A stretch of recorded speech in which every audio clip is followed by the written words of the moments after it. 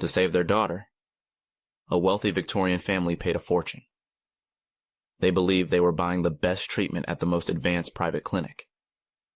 In reality, they were buying her a ticket to an operating table where the chances of dying were higher than in a free shelter for the poor.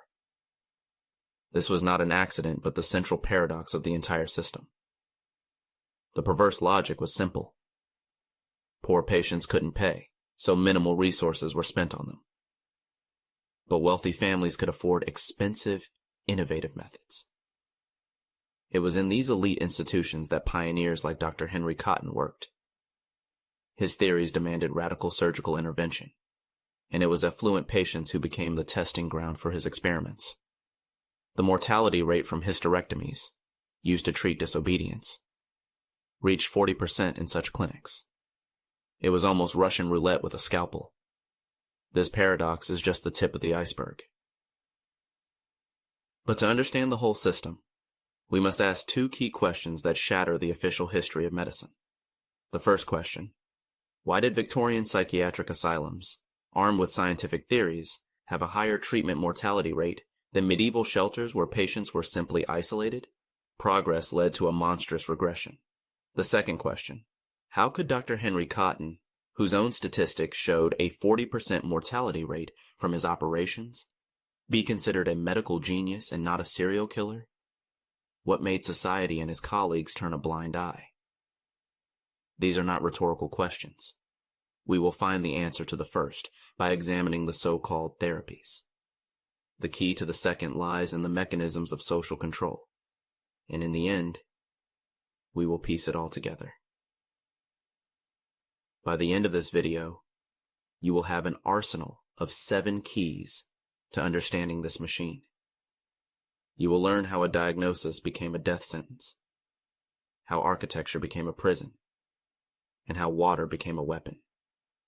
We will explore the engineering of total submission, see how humanism turned into slavery, and reach the peak of madness, the scalpel that was meant to heal the soul. These 7 keys act like a safecracker's tools, prying open a system that was locked for decades.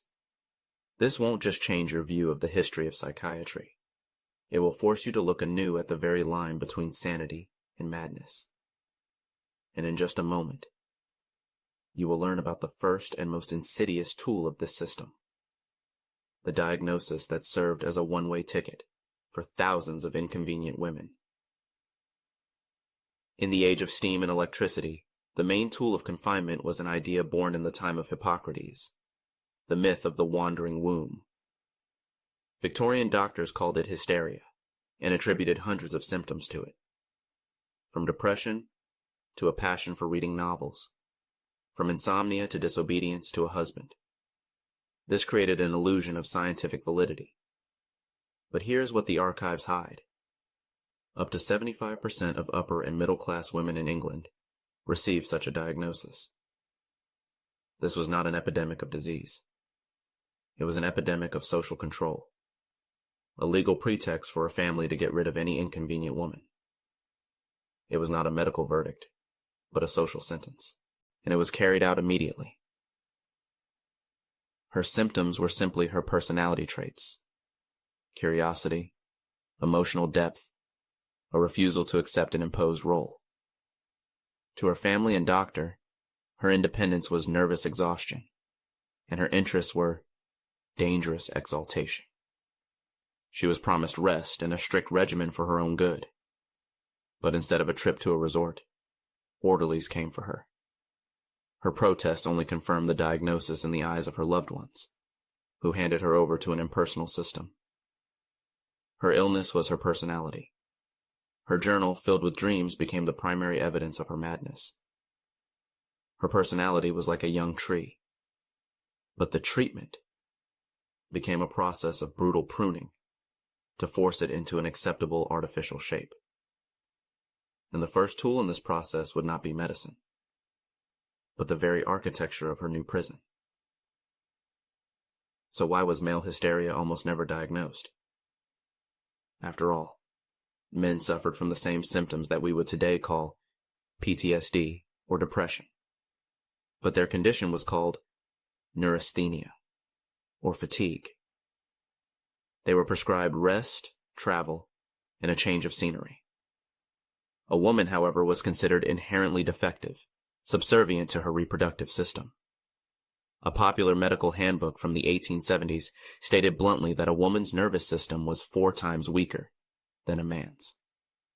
The diagnosis of hysteria was not a mistake. It was a perfectly functioning scientific justification for misogyny. And to house these sick women, a special architecture of control was created, where every brick was a part of the therapy. The very word asylum implies a place of safety. Reformers like Dorothea Dix genuinely fought to create a humane alternative to prisons. At first glance, this was enormous progress. But from the moment of admission, a patient lost all her civil rights. Her name was replaced with a number. Personal belongings, letters, photographs, anything that connected her to her past life, was confiscated. Journalist Nellie Bly, upon entering an asylum in 1887, described how a nurse's cold hands took her ring and locket. This was followed by the deafening clang of an iron bolt. This was not a safety precaution. It was the first stage in the erasure of her identity. She was stripped of her name and her past. Now, the building itself would reformat her personality. How can a building provide treatment? Victorian psychiatry had a direct answer. Proper architecture restores order to a disturbed mind. This is the second key to the system. The architecture of control. Its pinnacle was the Kirkbride plan. Symmetrical wings to separate patients, large windows for light, and views of nature. On paper, it was a utopia. In reality, the gigantic, overcrowded buildings became their own antithesis. Long corridors were not for strolling, but for surveillance. A single attendant could monitor dozens of wards. The Kirkbride plan was designed to be like a riverbed, where streams of patients would flow freely toward healing. But overcrowding turned it into a water pipe under immense pressure, and the floors in the corridors were deliberately made to creak so that every step could be heard. The utopia had become a panopticon. Within these walls, a strange rule was enforced. An almost complete absence of mirrors. The official reason was safety, to prevent a patient from breaking the glass and harming themselves. But this was merely a pretense. The true purpose was psychological. Without the ability to see one's own reflection, without personal items linking them to the past, a person gradually lost their sense of self. They ceased to perceive themselves as an individual.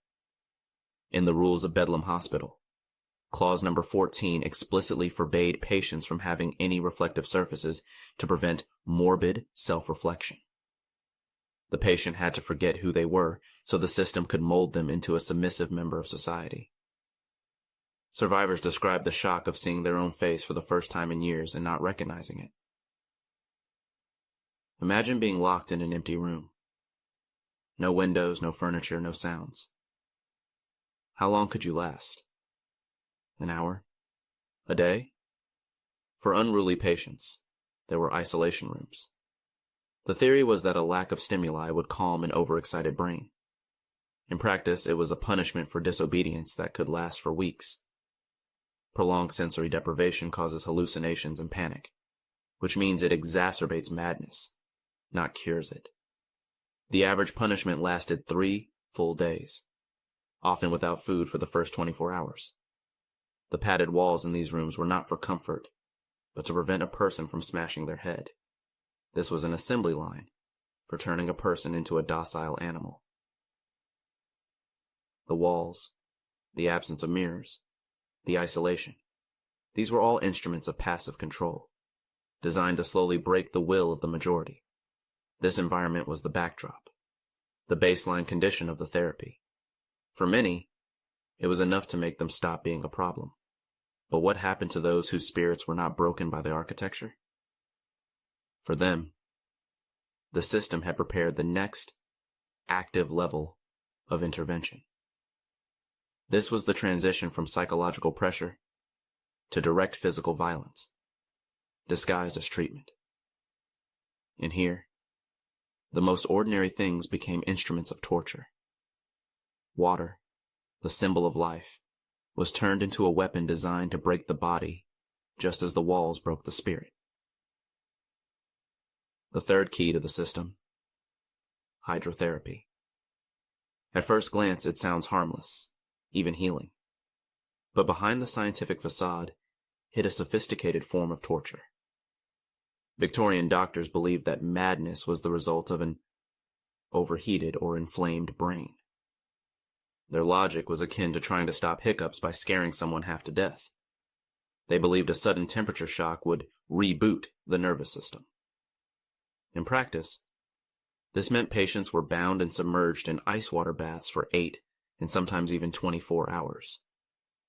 Or they were strapped to a wall and blasted for hours with powerful jets of water, like fire hoses. The goal was not treatment, but to drive a person to complete physical exhaustion, leaving them with no strength left to resist. When a young patient, frightened and disoriented, began to cry, her plea for help was immediately translated by the system into the language of diagnosis. It wasn't fear. It was a fit of agitation. They weren't tears, but a hysterical seizure. Her natural reaction became a pretext for treatment.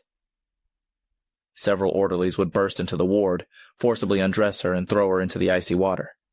To keep her from drowning, they covered her with a heavy canvas sheet with a slit for her head, tying it to the sides of the tub.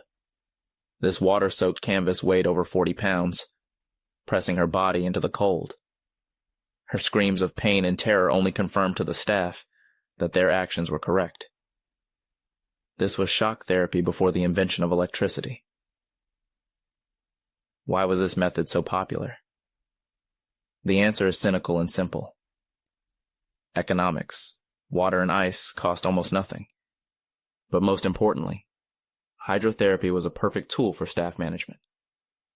In a typical state asylum, one orderly on the night shift was responsible for up to 100 patients. Under these conditions, a single employee could neutralize the most unruly patient for an entire day simply by locking them in an ice bath. Hospital reports explicitly stated that the use of prolonged baths had allowed them to reduce staffing. This wasn't therapy for the sick. It was cost optimization for the administration. Water could bind with cold and pain, but it could not mechanically restrain a person. It was an elemental biochemical tool of control. But the Victorian era was an age of steam, iron, and engineering solutions. The same mindset that created bridges and machines was also applied to the problem of madness. The logic of an engineer demanded predictability and total control, which water could not provide. The result of this quest was the creation of a whole arsenal of restraining devices, whose names were the height of cynicism, and whose function was the embodiment of absolute physical submission. The fourth key: the engineering of total submission. Look at this device. A chair with restraints for the arms and legs and a solid wooden box that was placed over the head, plunging the person into absolute darkness. Its inventor, Dr. Benjamin Rush, called it the tranquilizer chair. Rush, one of the founding fathers of the United States, believed that madness was caused by an excess of blood in the brain. His theory was that complete immobilization and sensory deprivation would slow blood flow and reboot the nervous system. This was not an isolated device. It was an entire industry of suppression. Cage beds where people were locked in for the night, straitjackets made of coarse canvas, and complex systems of straps. The true goal was not tranquility. The goal was a state of learned helplessness. After several hours in such a chair, a patient would become completely submissive, willing to do anything to avoid a repeat of the torture. This was what they called healing. But why were these machines used so widely, even on perfectly calm patients? The administration claimed it was necessary for safety, to protect staff, and prevent self-harm. This sounded responsible. The reality was simpler and more cynical. a catastrophic shortage of staff. It was cheaper to strap 20 people to their beds for one orderly to watch over than to hire enough employees. The machines of suppression were an economic solution. In the 1880 annual report of one asylum, the purchase of restraints was listed in the same budget category as brooms. They accounted for 5% of the patient maintenance budget, the same amount spent on all medications combined. What happened to a person placed in this chair? Imagine a young man who resisted the orderlies. The first few hours in the chair are pure rage. He screams, tries to break free, and curses his tormentors. The system sees this only as confirmation of his diagnosis. But hours pass. The straps cut into his flesh. His limbs go numb. In the complete darkness and silence of the box over his head, anger gives way to despair, then to a hollow apathy. When he is finally released, he feels no joy, only animalistic fear and emptiness. He has learned to obey. He will follow any order, no matter how absurd, without question. His will has been reforged like metal, given a new shape that suits the system. The machines were a crude tool that broke the body to subdue the spirit. It was a punitive approach. But there was another philosophy that appeared far more humane: moral therapy. Its creators, reformers Pinnell and Tuke, promised healing through discipline, a strict daily routine, and meaningful work. On paper, it was a huge step forward, a move away from violence toward rehabilitation. But like everything in this system, the noble idea was twisted beyond recognition. The pursuit of healing turned asylums into highly profitable enterprises, and labor therapy became legalized slavery. The fifth key: humanism as slavery. How could monotonous work in a laundry for 10 hours a day heal a mental disorder? At first glance, it's absurd. But reformers Pinnell and Tuke believed that structured labor would restore a patient's sense of dignity and connection to reality. On paper, this was a revolution. In practice, asylums quickly realized the economic benefits. Therapy turned into production. By the 1890s, some state hospitals were producing up to 90% of their own required goods, from vegetables to furniture. The therapeutic value was just a cover. Refusing to work or failing to meet a quota was punished with ice baths. The humane idea became another tool of coercion. And this is precisely why labor was used to treat the poor. For the wealthy, far more radical methods were prepared. Why did wealthy female patients suffer from mutilating surgeries more often than poor ones? On the surface, there was a convenient explanation based on class prejudice. People from the lower classes were accustomed to hard labor, while aristocratic women needed more subtle, scientific methods. The real reason was purely economic. The labor of poor patients generated direct income for the hospital, making them a valuable asset.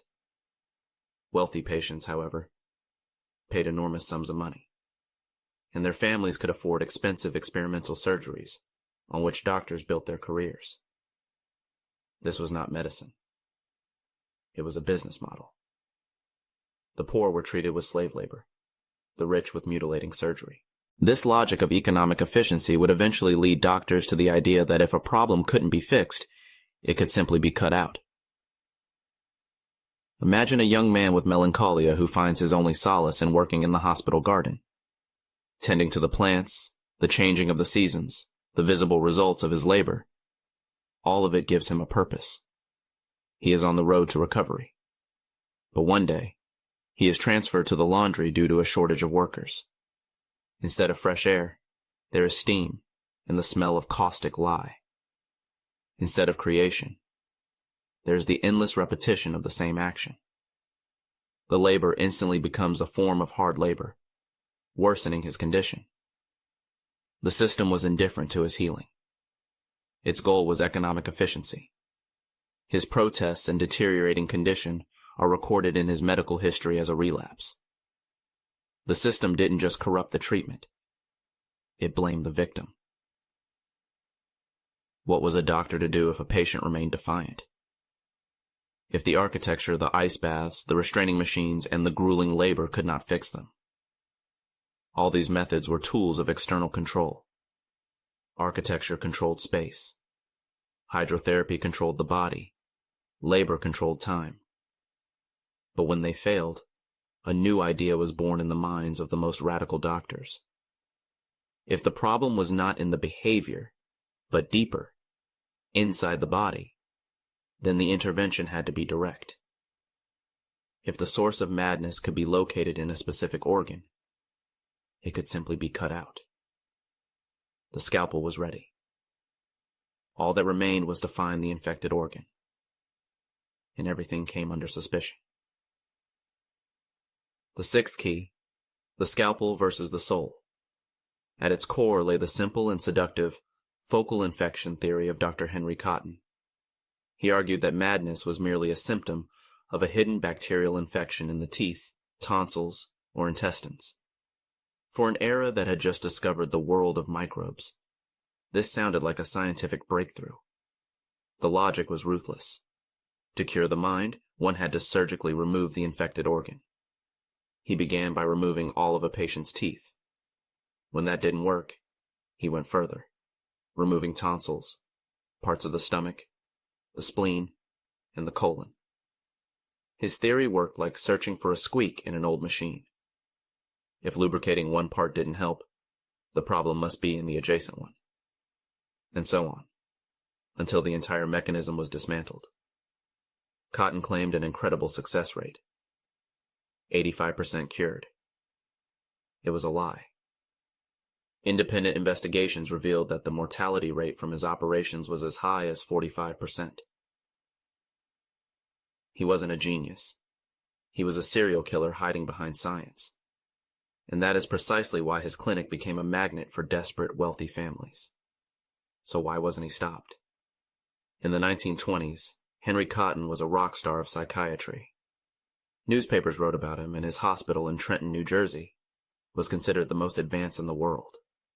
He offered what everyone desperately wanted: a simple, physical solution to the complex problem of madness. But most importantly, his patients were from America's wealthiest families, who paid colossal sums. This created a vicious cycle. The money of the elite gave his methods legitimacy and protected him from criticism. Cotton thrived, not in spite of the system, but because of it. He was its ideal product. By paying his bills, wealthy families were effectively funding the continued torture and murder of less protected patients in the public section of his hospital. Imagine your loved one is suffering. An luminary of science offers a risky but breakthrough method. Would you agree? This is what the assembly line looked like. A woman, let's call her Margaret, is admitted with a diagnosis of melancholia. Cotton finds a focal infection in her teeth. All of them are removed. There is no improvement. This means the infection is deeper. The next stage, removal of the tonsils, again, a failure. To Cotton, and this only proved that the source was simply located elsewhere. His logic was flawless to him and fatal to the patient. He performs an operation to remove part of her colon. Margaret dies from post-operative sepsis. On her death certificate, signed by the clinic's doctors, the cause of death is listed as death from complications caused by psychosis. The system not only killed her, it erased the evidence of its crime by blaming the victim. Over his career, Dr. Cotton authorized the removal of more than 11,000 teeth. This monstrous system seemed invincible. A vague diagnosis was the entry point. Architecture, water, machines, and labor were the tools of control. The scalpel was the final solution. The system diagnosed, treated, and certified death, concealing its own crimes. It was the judge, jury, and executioner. But this fortress had an Achilles heel. All its power rested on secrecy, on what happened behind its high walls and locked doors. What if someone could get inside, not as a patient, but as a witness, and return to tell what they saw? The idea seemed impossible. But that is exactly what happened. A young journalist named Nellie Bly feigned insanity to get into one of America's most terrifying asylums on an assignment from her editor determined to break the system from within. She walked into hell voluntarily. But would she be able to walk out? How could a 23-year-old perfectly healthy woman convince a panel of doctors of her insanity in a single night? Nellie Bly's plan was brilliant in its simplicity. She did not feign violent outbursts. Under the pseudonym Nellie Brown, she rented a room in a cheap boarding house for working women. There, in front of a mirror, she practiced a frightened, vacant stare for hours. At night, she caused a commotion, complaining of memory loss and fear. It was enough. With frightening ease, she was passed from police officers to doctors, and each subsequent expert merely confirmed the diagnosis of the previous one. They weren't seeking the truth. They were seeking confirmation. The system wasn't a diagnostic tool, but a sorting machine that only worked in one direction.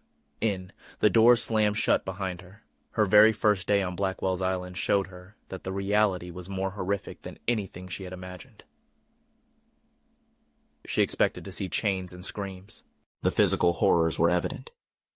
An ice-cold bath into which all patients were dipped one after another, without changing the filthy water, which had a temperature of about 40 degrees Fahrenheit.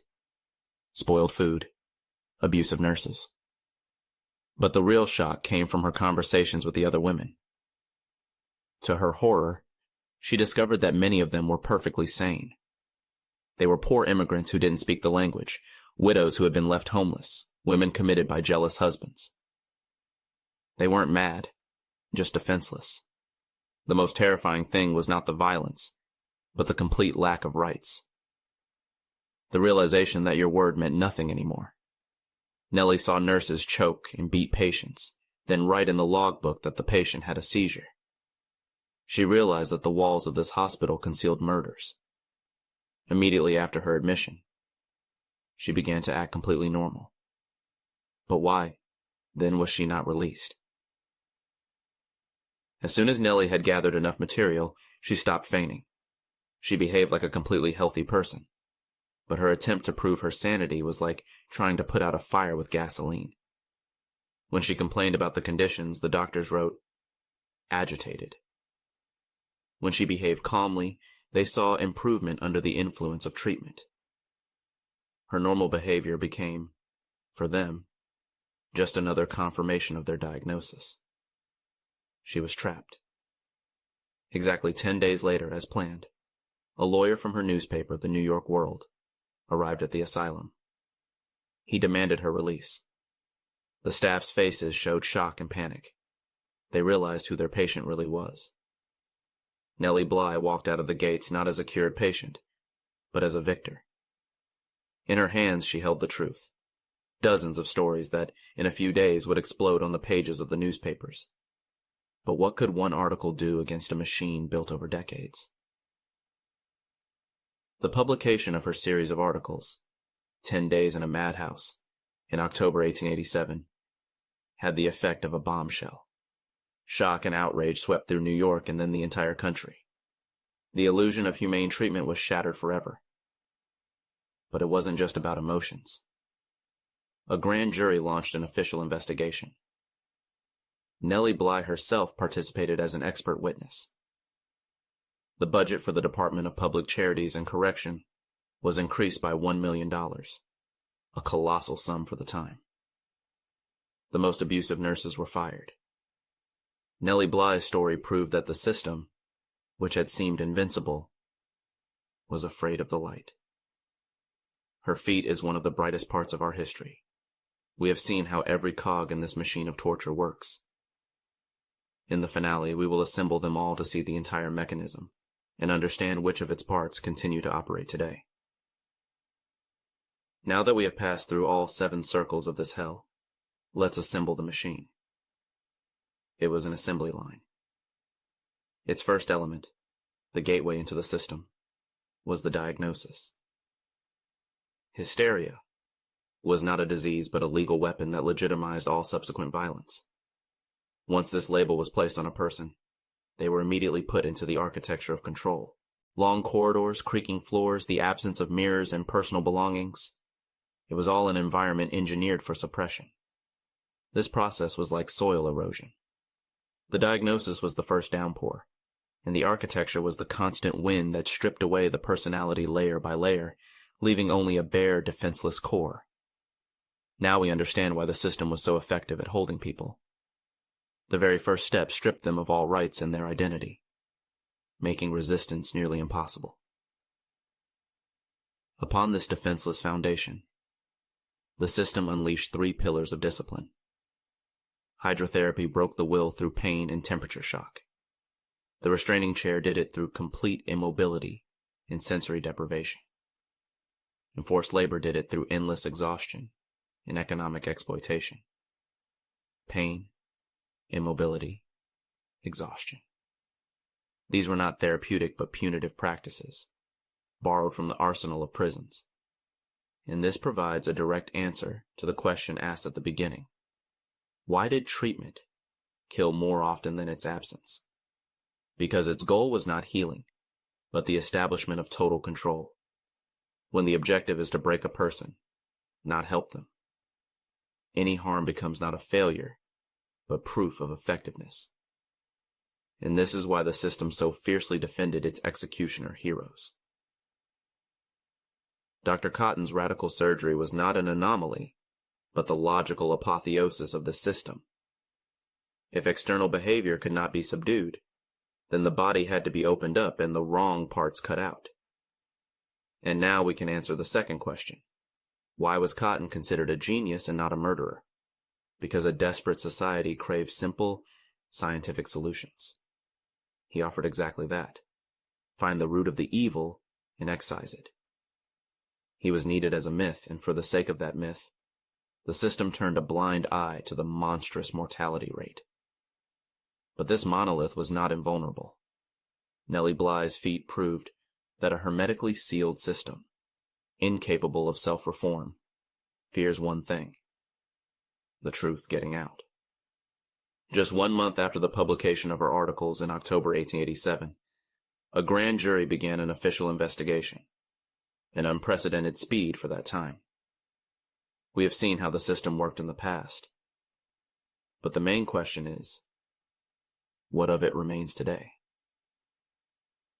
The history of these asylums is a timeless warning about how easily science can become a justification for cruelty. We have seen 2 fundamental faces of this evil.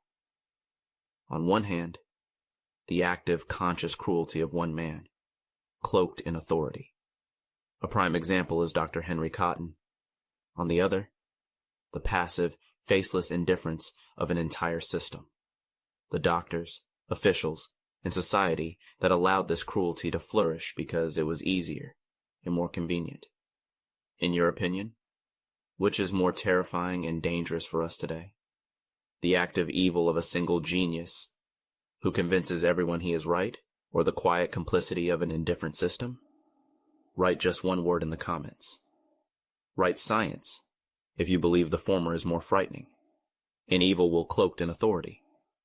Or write system if you believe the latter is more dangerous, the indifference of the majority. There is no right answer, but your choice will show which lesson from this story you consider most important.